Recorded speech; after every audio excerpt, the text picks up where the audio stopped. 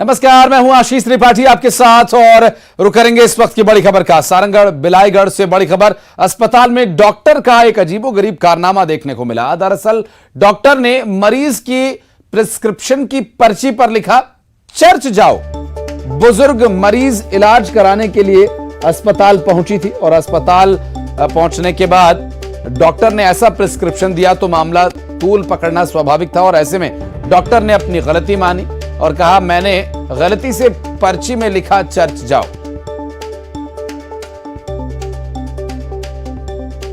बस लाना पड़े बाहर। ये इसका कोई भी उपचार नहीं हुआ है। नहीं लिख के दिए थे। लिख के दिया। चर्च कैसे लिख दिया आप? अरे ये बोली इसमें लिख दे रहा कहाँ एक दिन जाना है करके। हाँ। तो मैं बोला एक दिन आना यहीं पर, उसमें क्या है? मतलब आप बोले ना आना करके। हाँ। आप बोले ना ये चर्च बुलाए हैं, ठीक है, आप चर्च बुलाए हैं। अब मैं धर्मांतरण के लिए बोला ही नहीं हूँ। तो क्यों लिखे हैं चर्च भाई? अरे आप मंदिर भी लिख देते, बैगा भी लिख देते, चर्च ही क्यों लिखे आप? आपका शुभ नाम? संतोष टंडन। संतोष टंडन। हाँ। यहीं के निवासी है ना? हाँ, यहीं। आपका पद बताइए। मेरा तो आर्य में है। आर्य में है? हाँ। ठीक। अब मैं धर्मांतरण वाला बात ही नहीं बोला हूँ। आप चर्च लिखे हैं ना? हाँ ये तो लिखा हूँ मैं चर्च। आप लिखे हैं ना भड़गांव चर्च? राइटिंग तो मैं बोल रहा हूँ जब मैं इसको ये बोला हूँ कि वहाँ क्या बोले हो? हाँ? क्या बोले हो? एक बार जाके देखना वहाँ पर करके। आप नौकरी किसका कर रहे हो? चर्च का कर रहे हो कि हॉस्पिटल का कर रहे हो? मैं हॉस्पिटल के कर रहा तो ये लिख के क्यों दिए हो आप? हूँ। मैं वहाँ डॉक्टर है, इसके पास जाना करके लिख के दे रहा था। यहाँ डॉक्टर नहीं है क्या? है ना? तो वहाँ लिख के क्यों दिए हो आप? अरे मैं इसलिए बोला, वो बोली मैं बैठ ही नहीं। आप धर्म का धंधा कर रहे हैं कि अस्पताल का धंधा कर रहे हैं? धर्म वाला नहीं। तो फिर धर्म वाला आप एक हिंदू धर्म की महिला को, इसको मैं ना रोज इसको छोड़िए, इसको छोड़िए। ये देखिए ये क्या लिख के दिए हैं। एक वृद्ध महिला लगातार 3 से 4 बार यहाँ पे इलाज के लिए आ रही है और यहाँ पे पदस्थ व्यक्ति ये लिख के दे रहे हैं भड़गांव चर्च रविवार। ये कहाँ तक उचित है? राइट? तो यहाँ आ रहे हैं अस्पताल, ये रही से ये लिख के दे। क्यों जी? आप क्यों लिख के दिए ये? अरे ये मेरे पास हमेशा आती है। आती है, ठीक है। तकलीफ बताई तो आप यहाँ पे कौन से पद पर पदस्थ हैं? मैं तो आर्य में हूँ। आर्य में है? यहीं के कर्मचारी हैं? हाँ यही कि यहाँ के कर्मचारी हैं आप? नहीं मैं यहाँ तो आज दोपहर में हमारे मोहल्ले की निवासी एक महिला हमारे पास आई, उन्हें पर्ची दिखाया, डॉक्टरी पर्ची, सरकारी अस्पताल की पर्ची दिखाई, जिसमें एक शासकीय कर्मचारी के द्वारा पर्ची पे लिखा गया था रविवार चर्च, भड़गांव चर्च।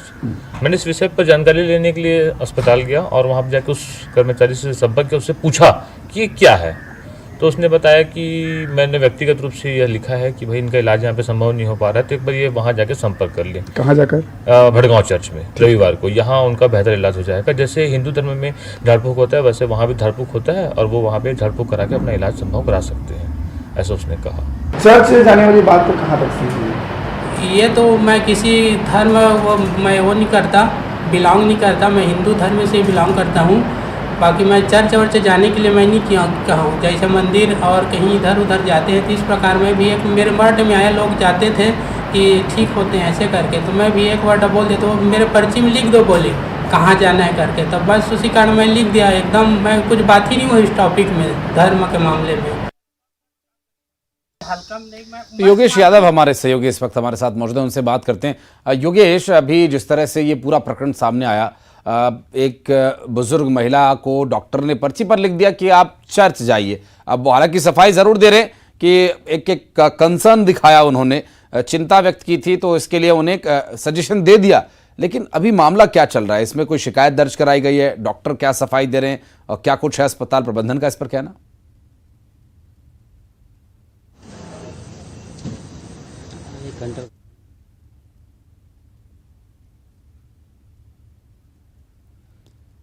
लगता है योगेश से अभी संपर्क नहीं हो पा रहा है। एक बार फिर से प्रयास करेंगे उनसे बात करने का। और चूंकि आपने वो वीडियो भी देखा जिसमें बीजेपी व मोर्चा का वो कार्यकर्ता वहां गया और उसने उस डॉक्टर संतोष टंडन से बात की। संतोष टंडन ने उस पर स्पष्टीकरण दिया कि ये एक कंसर्न उन्होंने दिखाया कि चर्च में इलाज होता है, आप भी जाकर के दिखाइए अगर आपको ज्यादा तकलीफ है तो। यहाँ कुछ सवाल जरूर बनते हैं कि एक सरकारी कर्मचारी को इस तरह के प्रिस्क्रिप्शन बिल्कुल नहीं देने चाहिए और ये बिल्कुल भी उचित नहीं है। और व्यक्तिगत रूप से हो सकता है कि ये उन्होंने जरूर दिया हो, लेकिन अब इस पूरे मामले में आगे क्या स्थिति होगी इस पर नजर रहेगी। और पेंड्रा में छत्तीसगढ़ कराटे एसोसिएशन के अध्यक्ष पर गंभीर आरोप लगे। दरअसल महिला कराटे खिलाड़ियों से अश्लील बातें करने का आरोप लगा। फोन पर अश्लील बातें करना और वीडियो भेजना यह उसका काम था। महिला खिलाड़ियों ने ऐसा आरोप लगाया। कलेक्टर ने पूरे मामले की जांच की बात कही है। सुशील चंद्रा कराटे एसोसिएशन के प्रदेश अध्यक्ष हैं, जिस पर महिला कराटे खिलाड़ियों ने आरोप लगाया है कि ये महिला खिलाड़ियों से अश्लील बातें करता है और वीडियोज भेजता है।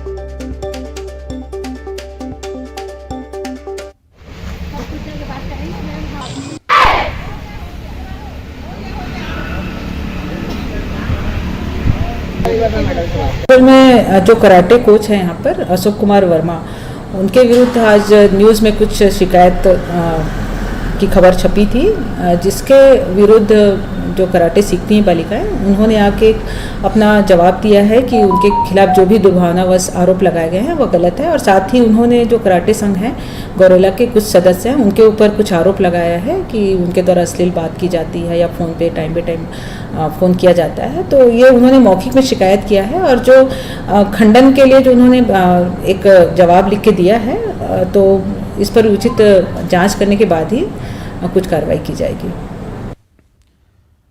और धमतरी को सीएम की सौगात। धमतरी जिले को सीएम ने सौगात दी। भूपेश बघेल ने विकास कार्यों की सौगात, 137 करोड़ रुपए के विकास कार्यों की सौगात दी।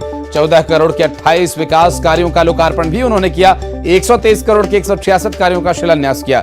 इस वक्त की बड़ी खबर आपको बता दें, एक बड़ी सौगात प्रदेशवासियों के लिए धमतरी जिले को सीएम ने दी है और यहां कई विकास कार्यों का लोकार्पण भी किया गया मुख्यमंत्री द्वारा, और धमतरी जिला वासियों के लिए एक बड़ा तोहफा।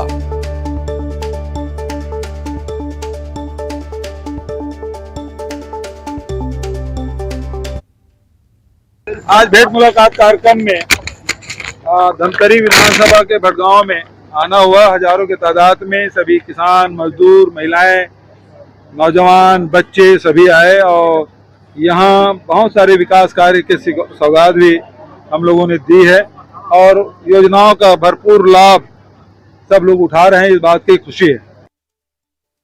और छत्तीसगढ़ में पीएससी के रिजल्ट आने के बाद बवाल मचा हुआ है।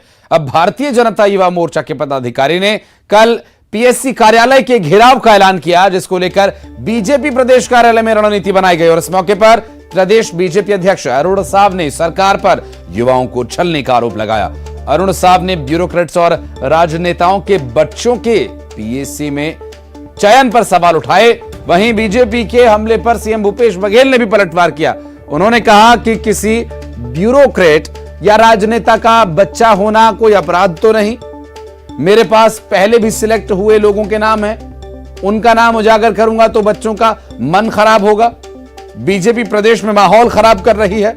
मुख्यमंत्री ने कहा कि चयन में कहीं गड़बड़ी हुई है तो तथ्य दीजिए, हम जांच कराएंगे।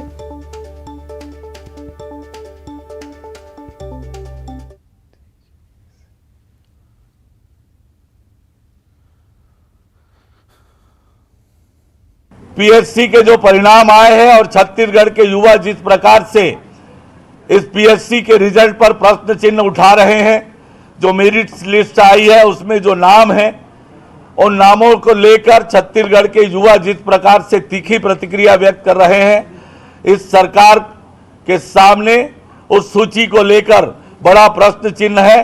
छत्तीसगढ़ के नौजवानों के साथ छत्तीसगढ़ के मेहनतकश युवाओं के भविष्य को खिलवाड़ करने का काम इस सरकार ने किया है। क्योंकि कोई भी सेलेक्ट बच्चे हैं, यदि वो राजनीतिक परिवार के हैं या ब्यूरोक्रेट से कहें, तो कोई अपराध नहीं है। उस परिवार से संबंधित होना क्या वो अयोग्यता का परिचायक है। और यदि उनके पास, भारतीय जनता पार्टी के पास कोई तथ्य है, उसे सामने लाया जाना चाहिए, तो जांच कराएंगे। और छत्तीसगढ़ में कई सरकारी प्रतियोगी परीक्षाएं होने जा रही हैं, जो पंडित रविशंकर शुक्ल यूनिवर्सिटी के सेमेस्टर के एग्जाम की तारीख से क्लैश कर रही हैं, जिसको लेकर एनएसयूआई के कार्यकर्ताओं ने प्रदर्शन किया। एनएसयूआई यूनिवर्सिटी के सेमेस्टर एग्जाम की तारीख आगे बढ़ाने की मांग की जा रही थी, जिस पर विश्वविद्यालय प्रशासन ने परीक्षा की तारीख आगे बढ़ाए जाने का ऐलान किया। गौरतलब है कि रविशंकर शुक्ल यूनिवर्सिटी के सेमेस्टर एग्जाम्स की तारीख 1 महीने पहले तय की गई थी, जो 26 मई से शुरू होने वाली थी, और इस बीच परीक्षाओं की तारीख घोषित कर दी, जिससे प्रतियोगी परीक्षाओं की तैयारी करने वाले छात्रों के लिए एक असमंजस की स्थिति पैदा हो गई। आज यहाँ हम आए हैं 11 साल बाद जो एसआई मेंस का एग्ज़ाम हो रहा है, एसआई मेंस का एग्ज़ाम हो रहा है और भी जितना अन्य प्रशासनिक एग्ज़ाम हो रहा है, परीक्षा जो हो रही है, उसको उस दौरान विश्वविद्यालय प्रशासन उस दौरान में अपना सेमेस्टर परीक्षा रखा है, जिसको कि जो कि बहुत छात्रों के लिए भी एकदम संशय का विषय हो गया है ना। वो इतने डरे हुए छात्र कि जो इतने साल से तैयारी कर रहे थे, 4 साल 5 साल से तैयारी कर रहे थे एग्ज़ाम का, है ना, वो अभी ये इस संशय में है कि अपना कॉम्पिटिटिव एग्ज़ाम को दिलाए कि सेमेस्टर परीक्षा को दिलाए। इसी मांग को आज हम यहाँ लेके आए थे, छात्रों का हित में मांग लेके आए थे, है ना। सब हम चाहते हैं इस चीज़ को आगे बढ़ाए, डेट को आगे बढ़ाए, है ना, और कम से कम 10 से 15 जून के बाद बढ़ाए उस डेट को, और उस समय परीक्षा हो। बेसिकली यही मांग है कि अभी चूँकि काफ़ी दिनों बाद अभी वैकेंसी रुकी हुई थी, और चूँकि वहाँ से 58% आरक्षण का जो मामला क्लियर हुआ, उस कारण से शासन ने बहुत सारे जो वैकेंसी उनकी रुकी हुई थी उन्हें जारी किया हुआ है। और हमारे सेमेस्टर एग्ज़ाम 1 महीना पहले से हमने टाइम टेबल जारी किया हुआ था, तो शायद बहुत सारी डेट में क्लैश हो रहे हैं एग्ज़ाम्स को लेकर, तो उनके मांगों पे विचार करते हुए हम अभी संशोधित समय सारणी शीघ्र जारी कर रहे हैं। और रायपुर से बड़ी खबर है, एनएसयूआई ने रमन सिंह के घर का घेराव किया, बीजेपी शासन में 4400 करोड़ के घोटाले का आरोप लगाते हुए पूर्व मुख्यमंत्री रमन सिंह के आवास का घेराव किया। रमन सिंह का पुतला जलाकर यहां प्रदर्शन किया गया। पुलिस के सामने सड़क पर एनएसयूआई के कार्यकर्ता बैठकर प्रदर्शन कर रहे थे। पूर्व मुख्यमंत्री रमन सिंह के शासनकाल के दौरान 4400 करोड़ रुपए के घोटाले का आरोप लगाकर प्रदर्शन किया गया और रमन सिंह का पुतला यहां पर जलाया गया। रायपुर से इस वक्त की बड़ी खबर। और national student union of India कार्यकर्ताओं का यह प्रदर्शन, और एनएसयूआई के प्रदर्शन के जवाब में युवा मोर्चा का प्रदर्शन। रमन सिंह के निवास पर पहुंचे युवा मोर्चा के कार्यकर्ता रमन सिंह के घर का घेराव के जवाब में प्रदर्शन किया। भारतीय जनता युवा मोर्चा के प्रदेश अध्यक्ष रवि भगत के नेतृत्व में यह प्रदर्शन किया गया। अब तो ये स्पष्ट है।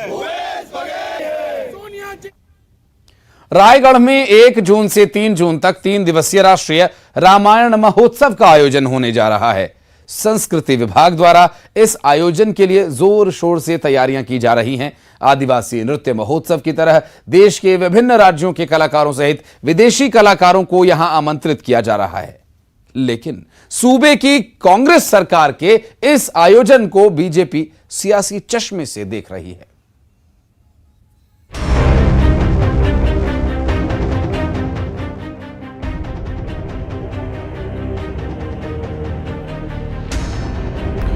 छत्तीसगढ़ के रायगढ़ में 1 जून से 3 जून तक राष्ट्रीय रामायण महोत्सव का आयोजन किया जा रहा है। इस महोत्सव में सिर्फ देश के नहीं बल्कि विदेशी कलाकार भी शामिल हो रहे हैं। रामायण अनेक भाषाओं में लिखी गई है और कई देशों में इनका मंचन होता है। दक्षिण पूर्वी एशियाई देशों में भी इसके कई रूप प्रचलित हैं। रामायण महोत्सव के माध्यम से श्री राम के चरित्र के इन सुंदर रूपों की झलक मिल सकेगी। लेकिन छत्तीसगढ़ में रामायण महोत्सव का आयोजन राजनीतिक रंग लेने लगा है। राम मंदिर, श्री राम के अस्तित्व और हिंदुत्व जैसे मुद्दे पर लगातार कांग्रेस पर हमलावर रहने वाली बीजेपी को इस आयोजन के पीछे चुनावी एजेंडा नजर आ रहा है।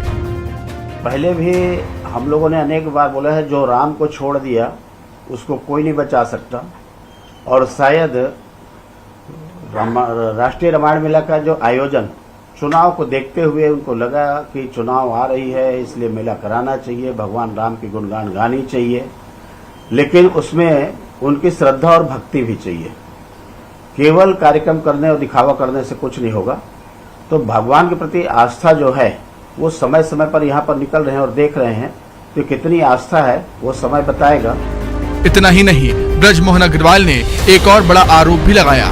उनका दावा है कि इवेंट एजेंसी को इस आयोजन के लिए 20 करोड़ का भुगतान किया गया। उनका आरोप है कि ये आयोजन श्री राम के प्रति आस्था की वजह से नहीं बल्कि इवेंट कंपनी को फायदा पहुंचाने के लिए किया जा रहा है। ये सिर्फ इवेंट एजेंसी को फायदा पहुंचाने के लिए है। हालांकि बीजेपी के आरोपों पर सीएम भूपेश बघेल दो टूक अपनी बात कहते हुए नजर आए। उनका कहना है कि ये आयोजन चुनाव के नाम पर नहीं कराया जा रहा, बल्कि ये हमारी लोक संस्कृति है। लोग बोला राम वनगमन परिपथ अभी शुरू किए हैं क्या? 3-4 साल से चल रहा है। गोधन न्याय योजना अभी शुरू किए हैं क्या? 3 साल से चल रहा है। तो हम लोग चुनाव के हिसाब से नहीं करते,